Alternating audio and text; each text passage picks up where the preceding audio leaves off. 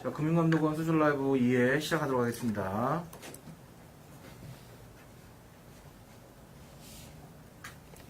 네, 금융감독원은 금요일에 만나요. 금감원 소셜 라이브 now. 네, 매달 첫째 주, 셋째 주 금요일 1시 32분에 만나고 있습니다. 오늘이 두 번째 시간인데요. 지금 제가 있는 여의도는 비가 조금씩 내리고 있는데 여러분이 계신 곳 날씨는 지금 어떤지 마음껏 댓글로 들려주시면 좋겠습니다. 오늘도 1시 32분부터 함께 하겠습니다. 오늘 저희가 준비한 소식은요. 먼저 1부에서는 이번 주 금감원 발표 자료 중에서 여러분들에게 도움이 될 만한 내용 두 가지를 간추려서 정리해 왔습니다. 또 2부에서는 낮은 신용등급 때문에 대부업 이용을 고려 중이신 분들을 위해서 대부업 이용 시 주의사항, 그리고 안전하게 이용하는 법, 대부업 감독팀 실무자와 함께 좀 깊이 이야기 나눠보겠습니다. 지금 접속하신 분들이 계신데요. 한번 볼까요? 네, 김태준님 가자 하셨고요. 지금 인천에는 비가 오지 않는다고 날씨도 알려주셨네요. 네, 좋습니다. 또 오늘 금융과 관련된 혹은 오늘 주제와 관련된 질문 마음껏 남겨주시면 저희가 답변 친절하게 해드릴 테니까요. 궁금한 점 언제든지 댓글 달아주세요. 그럼 간추린 뉴스부터 전해드리겠습니다. 먼저 첫 소식은 내 차 보험 찾기 시스템 소식인데요. 그동안 자동차 보험에 가입하고 싶어도 어떤 사고 이력이나 뭐 이런저런 이유 때문에 보험 가입이 거절된 적이 있으실 수도 있고, 또 보험 가입할 때 각각 보험회사마다 일일이 방문해서 보험 가입이 가능한지, 뭐 거절되었다면 왜 거절되었는지 알아보느라 좀 어려움이 있으셨을 텐데, 이제는 금융감독원 포털 파인에서 내 차 보험 찾기 서비스를 이용하시면 한눈에 내가 가입이 가능한 보험을 한눈에 볼 수 있습니다. 한번 볼까요? 네, 이렇게 파인 메인 화면에서요. 보험증권에서 내 차 보험 찾기를 이용하시면 네, 이렇게 조회하실 수 있고 뭐 여기서 가입 인수까지 가능하다고 하니까요. 한번 이용해 보시면 좋겠습니다. 네, 두 번째 소식은 상해보험 가입 후에 직업이 바뀌면 반드시 보험회사에 통지해야 한다는 내용입니다. 그동안 뭐 대표적인 예로 사무직에서 생산직으로 바뀌었거나 혹은 자가용을 운전하다가 영업용을 운전하게 된 경우, 뭐 이런 경우에는 사고 발생 위험이 가능성이 증가한다고 보고 있기 때문에 이런 직업 변경 사실을 반드시 보험회사에 알리셔야 합니다. 혹시라도 이런 통지 의무를 이행하지 않으면 안타깝게도 나중에 보험금을 받지 못할 수 있으니까요. 꼭 직업이 바뀌면 보험회사에 알려야 한다는 점 기억하시면 좋겠습니다. 네, 그럼 본격적으로 2부 우리 금융감독원 실무자와의 급만남 시간 가져보겠습니다. 오늘은 신용등급이 낮아서 안타깝게 어쩔 수 없이 대부업을 이용해야 한다 치면 대부업을 안전하게 이용할 수 있도록 오늘 대부업 감독팀 홍진섭 수석과 좀 진지하게 깊은 이야기 나눠보겠습니다. 네, 안녕하세요. 네, 안녕하십니까. 대부업 감독팀 홍진섭 수석입니다. 네, 아마 이 페이스북 라이브 방송은 처음이실 것 같은데 오늘 각오 한 말씀 부탁드립니다. 예, 방송이 처음이라서 많이 서툴겠지만 최선을 다해보겠습니다. 네, 감사합니다. 네, 먼저 오늘 우리 패친 여러분들이 지금 방문을 많이 하고 계신데 홍진섭 수석님 환영하고 있고요.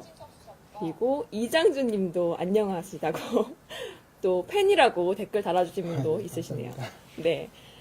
그럼 이제 본격적으로 이야기 나눠보겠습니다. 먼저 신기했던 점이 대부업도 금감원에서 감독을 하는구나. 이 부분이 굉장히 신기했어요. 어떤가요? 네, 과거에는 지방자치단체가 대부업 감독을 전담했었는데 2016년 7월 이후 일정 규모 이상의 대형 대부업체에 대해서 금융감독위원회 및 금융감독원이 감독 및 검사를 담당하고 있습니다. 네, 또 대부업을 이용하시는 분들이 생각보다 되게 많더라고요. 어느 정도 규모가 되나요?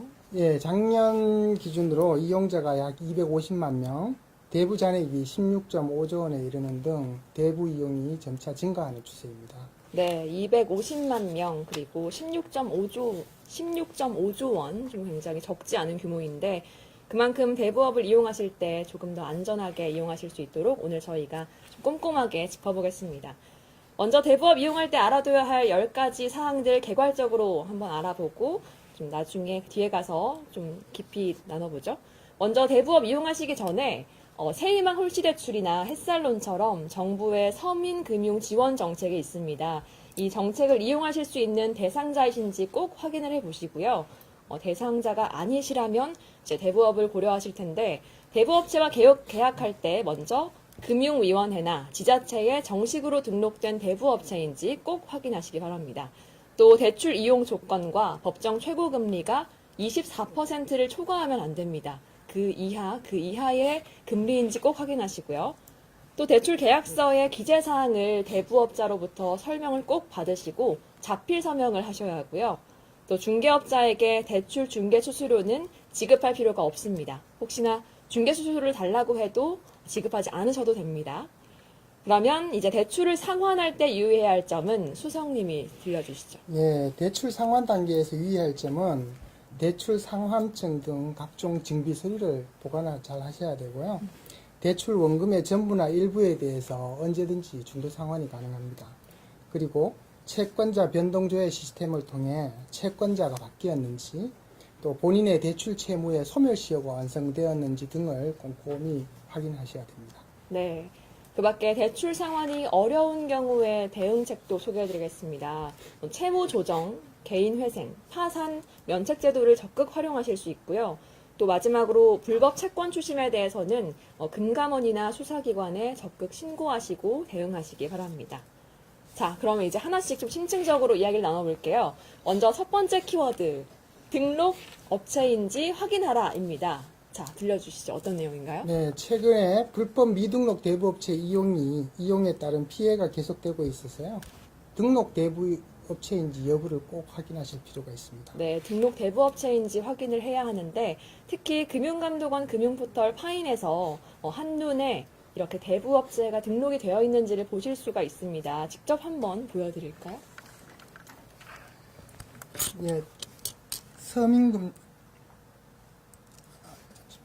금융회사 우리 등록 PD가 대부업체 버벅거리고 있네요. 현황 클릭을 하시고요. 네. 대부업체 검색란에 업체명을 클릭을 하시고 업체명을 입력하신 후 검색을 하시면 등록 여부를 확인하실 수가 있습니다. 네, 굉장히 상세하게 그 업체에 대한 정보가 나와 있습니다. 그래서 혹시 대부업을 이용 고려하신다면 이렇게 파인에서 등록 대부업체 통합 조회 메뉴에서 꼭 검색을 하셔서 등록업체인지 확인을 해보시면 좋겠습니다. 자, 다음으로 확인해야 할 내용은 법정 최고금리 초과 여부입니다. 네, 대출 조건 그 중에서도 법정 최고금리 초과 여부를 꼭 확인하셔야 되겠습니다. 네.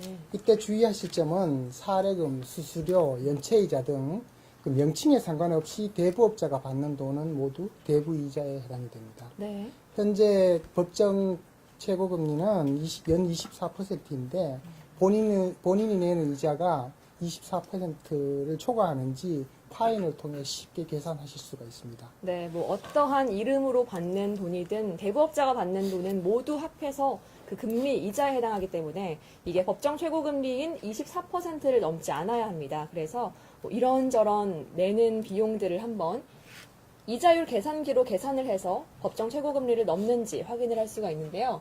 저희 또 역시 금융감독원 금융포털 파인의 이자율 계산기도 저희가 준비가 되어 있어요. 그래서 메인에서 먼저 네. 서민금융 검사미를 클릭하시고 불법금융 이자 계산기 약간 올려보실래요? 네, 이자 계산기에는 일수와 월수로 구분하여 연 이자율을 산출하실 수가 있습니다.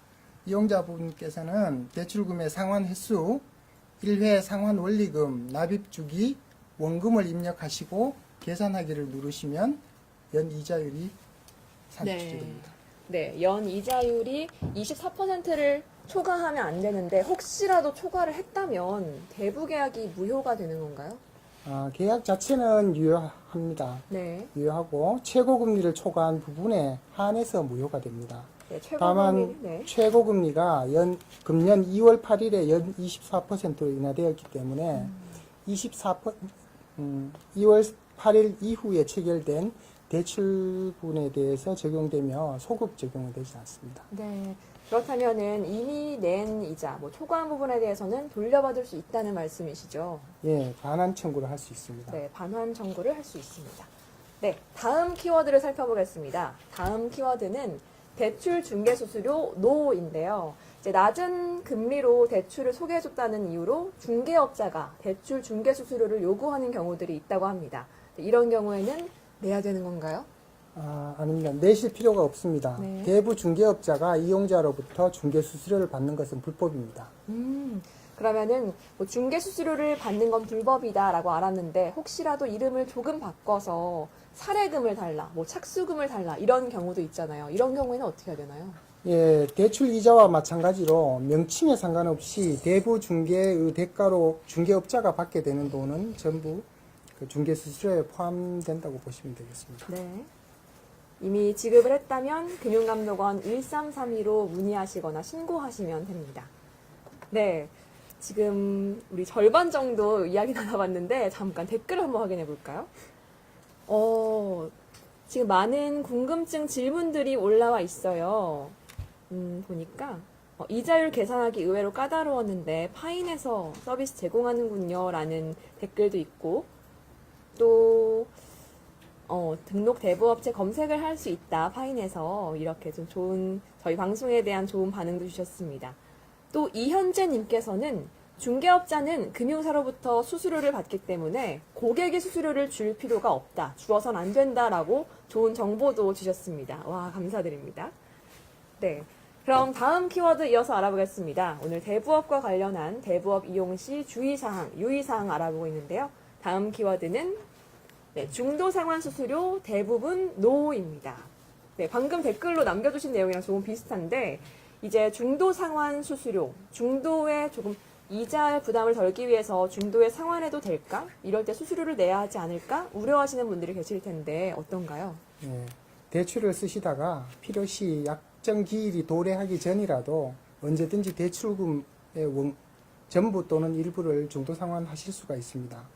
대부분의 대부업체가 이미 법정 최고금리 연 24% 이자율을 받고 있기 때문에 이 경우에는 추가로 중도 상환 수수료를 받을 수가 없습니다. 네, 역시나 뭐 이런저런 명목으로 받는 모든 대부업체가 받는 모든 돈이 금리에 해당하기 때문에 그리고 이미 24%의 이자를 받는 곳이 대부분이기 때문에 중도 상환 수수료를 더 이상 낼 수가 없습니다. 받을 수가 없습니다.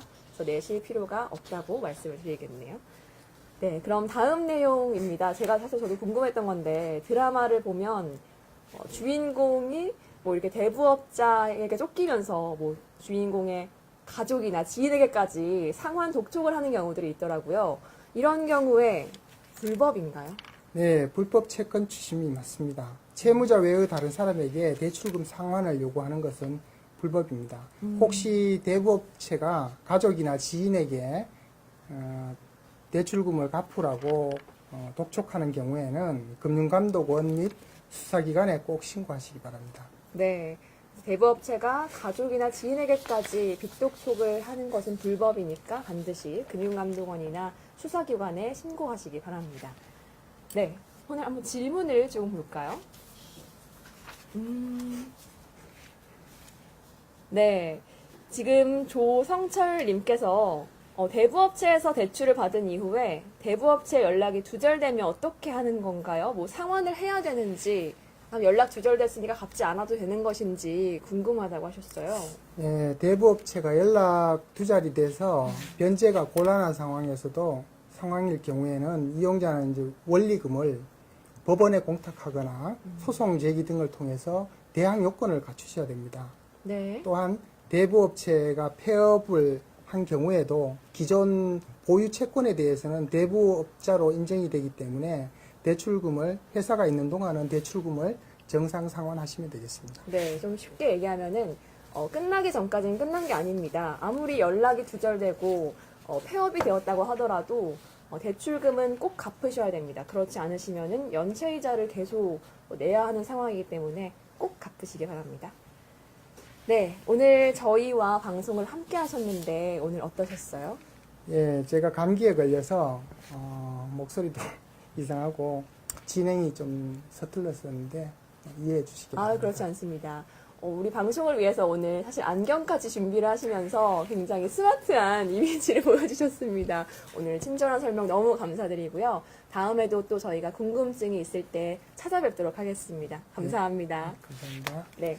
여러분 오늘 함께 해주셔서 정말 감사드리고요. 오늘 두 번째 방송이었는데 다음 시간에는 더 알차게 준비해서 찾아오도록 하겠습니다. 저희는 매달 첫째 주, 셋째 주 금요일 1시 32분에 오니까요. 다음은 6월의 첫날이더라고요. 6월 1일 금요일에 꼭 함께 해주시기 바랍니다.